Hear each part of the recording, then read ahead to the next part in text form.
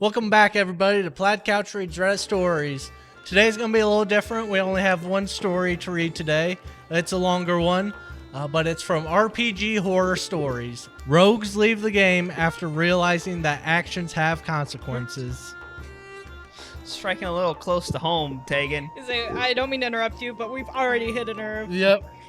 I knew what I was doing picking this story. For context for our viewers, we have a D&D group, and Matthew is our rogue. I'm a certified he was rogue. the rogue. He was a rogue, and then Listen, things happened. my rogue went through some shit, so... All right, continue. Just wanted to give that context. Our DM is running a guild setting. Think Pokemon Mystery Dungeon, where there's a quest board that has various missions, assembling a team, all that jazz. It's mainly so she, the DM, can have lots of players and cycle them in out as needed in case of schedule conflicts, unexpected circumstances causing someone to miss a session, etc. Enter Rogue 1 and Rogue 2. Rogues 1 and 2 were an IRL boyfriend-girlfriend that rolled up with an Aarakocra and Tabaxi respectively because Rogue 1 wanted to min-max and Rogue 2 wanted to be an anime cat girl. The two spectrums of D&D right there. Someone was like, I'm going to make it so it's not fun for anyone else but me because I want to win. Yep. And then the weebs. The group selects a quest from the board, which is a request to investigate people going missing around a particular section of woods. The party heads out and stops at a nearby town to ask questions about the disappearances. Rogues 1 and 2 decide to use this moment to peel off from the group and do their own thing without mentioning what they are doing or where they were going to anyone. Can I just say that's a classic rogue move? The classic rogue move. I'm proud of them. I'm proud of them. I'm not. They tell the DM they want to head into the Noble District and find a house to loot. While the party is waiting for them to get back, DM lets them have one and through a series of decent rolls allows them to pilfer a currently empty house for some gold and jewelry. The party is still waiting, naturally assuming that once they finish, they'll join back up, but they do not. Rogues 1 and 2 both want to loot another house. The party decides to move on, heading into the woods without them because it looks like they weren't coming back. They eventually find the reason that people were going missing, a cannibal that was hanging out in the woods, and decide to initiate combat. Meanwhile, Rogues 1 and 2 keep insisting that they want to loot more houses. They're on a heater. You can't stop them. And the DM lets them roll for another house. This one is occupied by one guy. Kill him. Rogues 1 and 2 jump him, and after a short scuffle, end up killing him. Let's go. Keep in mind, this guy was a noble, and both rogues were aware of this since they were looting in the Noble District. Ooh, This is literally Matthew. That's a and rookie his mistake. future girlfriend. That's a playing D&D. rookie mistake. They loot the second house, and the DM has them roll stealth as they leave to wait for the party to return. Both of them roll under 10. Oh, no. They head back into town to wait for the party to return and get arrested by guards. About an hour later, as people saw Tabaxi and Aarakocra leave a now dead noble's house, and their pockets were full of valuables. The party is currently getting their asses kicked by the cannibal, but the Moon Druid was able to pounce him as a tiger, while the rest of the party beat him into the dirt. So they ended up with a win. They returned to the town to also get questioned by guards because Rogues 1 and 2 mentioned they were guilds members as they were getting arrested. My God. The party isn't getting involved with their shit and tells them that they were investigating the disappearances when Rogues 1 and 2 ghosted them without saying where they were going.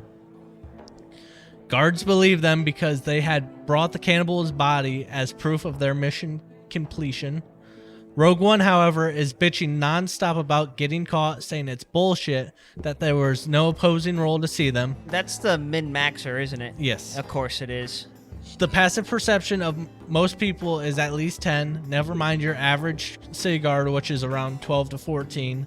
Not to mention, the neighbors heard sounds of a struggle because they were fighting him in his own home.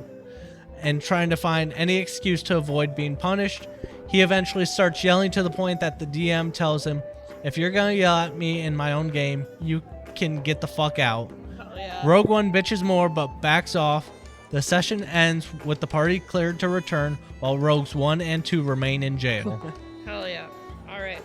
The DM tells them after the session that they can either try to convince the guild to help legally bail them out next session, but face negative stigma on future missions for a while, or roll up new characters to avoid the hassle.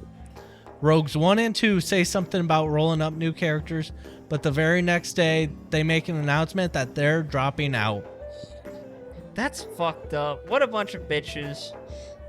Okay, first off, I want to clear myself up. I do not take the rogue that far. You've tried several times. I do not. I would not purposefully. Is it nighttime yet so I can break into people's houses? See, but I don't just do it. I ask. I don't just, I'm going to go off and do this.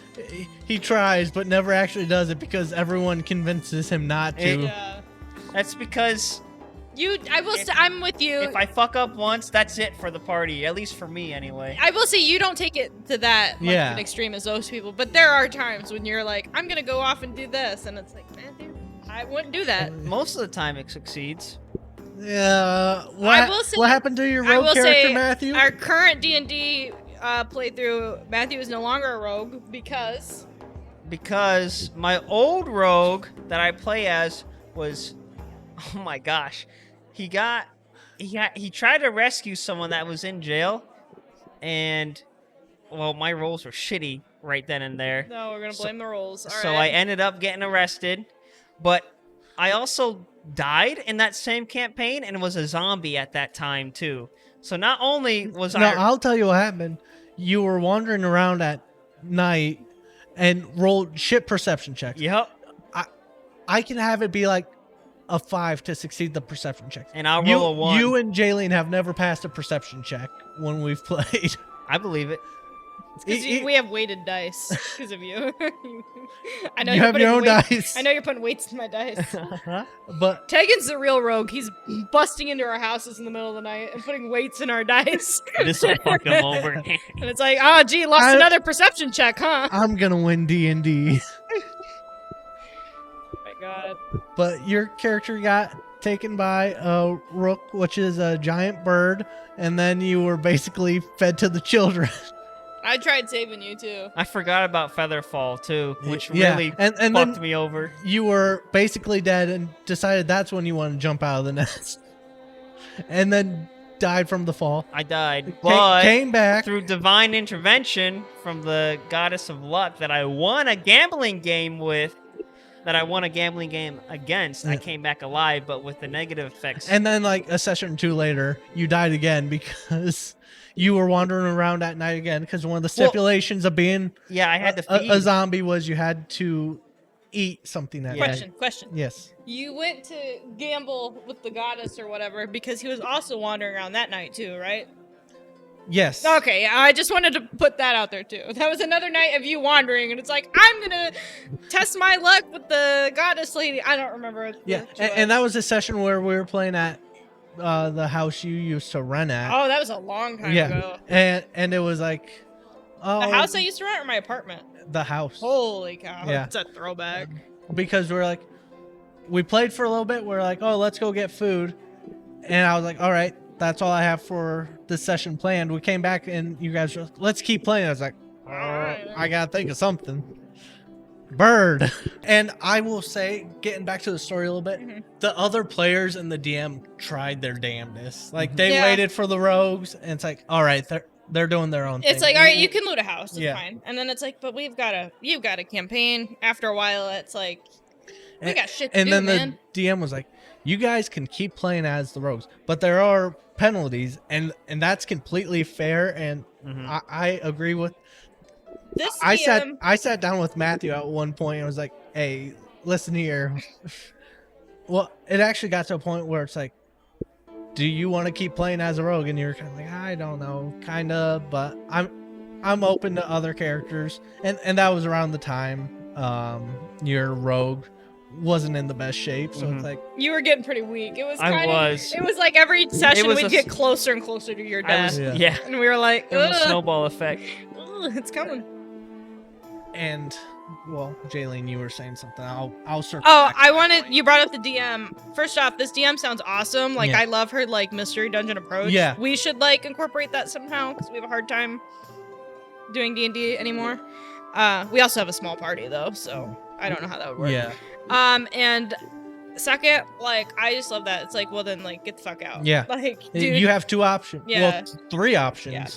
Because at the end of the day, like, we love D&D, but it is just a game. Yeah, it is. And it's not all about you. Like, I am a professional at, like, flirting with the innkeepers when we play D&D. I'm not good at it. I was going to say, Matthew is stereotypical rogue. Yeah. And you've never played a bard, but that's, like, your tactic where it's like, oh, let me seduce this thing. Yeah. And there's some points where it's like, they're not interested at all. And you're like, ow. How did we start D&D? What? Burguy bought it as a joke from the bookstore. Yeah. Oh, okay. Remember, The starter kit. It was when the Gotcha. bookstore was still in the mall, our local mall, and it was the starter kit. And he goes, "I should get it." And I'm like, "I'm not playing that. I'm not playing D&D." I said, And "I'm now look at not. I'm not crossing that bridge." I said, "We are nerds. We're board game nerds. We're video game nerds. I'm not playing D&D." We had a friend who was like, would you ever play D&D? I'm like, I'm not that big of a fucking nerd. Now I'm probably the biggest one. Because the first time we played it, we didn't know what we were doing. I remember we just used a starter kit. We used the base characters. We all shared one set of dice. It's crazy to think about because we don't have like a big, huge, intricate setup. We have a nice setup, especially when you host it here.